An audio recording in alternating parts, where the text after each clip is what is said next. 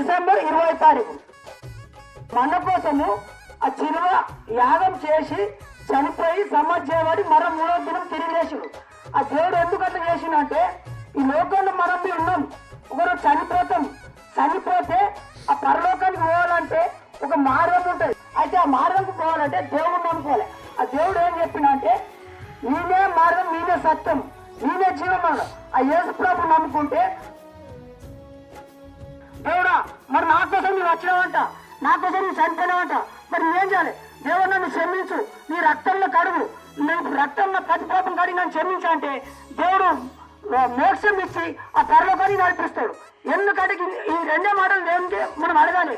నన్ను నమ్ముకుంటే నేను పరలోకం పోతా, చనిపోతే తర్వాత నరకం అగ్ని ఆరాయి పురుగుతాయి. దేవుడు నన్ను క్షమించు, నా కోసం నువ్వు ఇట్లా వచ్చినావంట, ఇట్లా మరో నన్ను చనిపోయావంట, నీ రక్తం నన్ను కడుగు, నన్ను పవిత్రం చేయాలంటే దేవుడు క్షమించి ఆ పరలోకానికి మనం తీసుకుపోతాడు. దేవుడు ఇచ్చిన మాటలు నువ్వు ఉంచుగాక.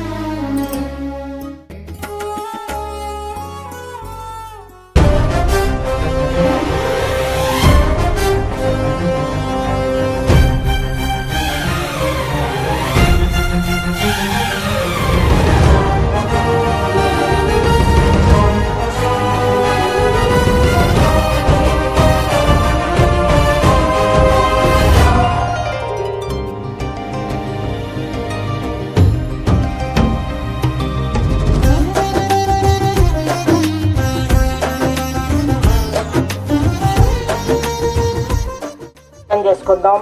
ప్రేమైన తండ్రి, జీవం గల దేవ, నీ ప్రియ కుమారుడు యేసుక్రీస్తు ద్వారా మరి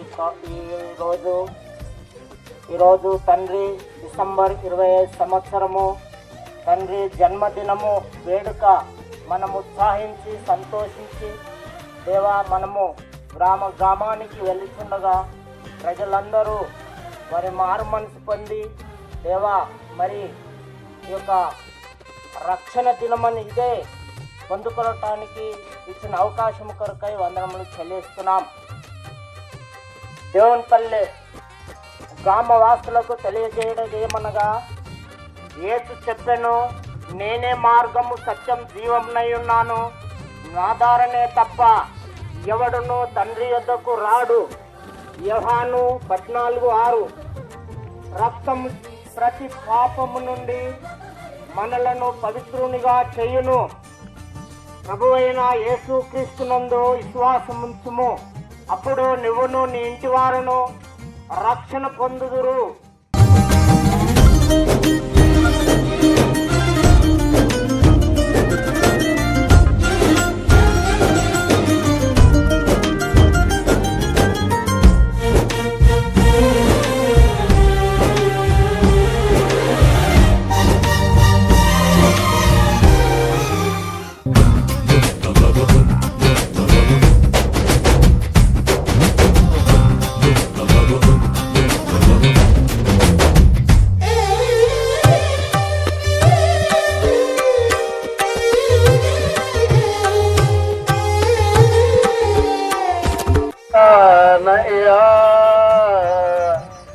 నన్ను ఆడుకోవేసయ్యా, కిరాని పాత్రనే నన్ను పారదీయగోవేసయ్యా, పనికిరాని పాత్రనే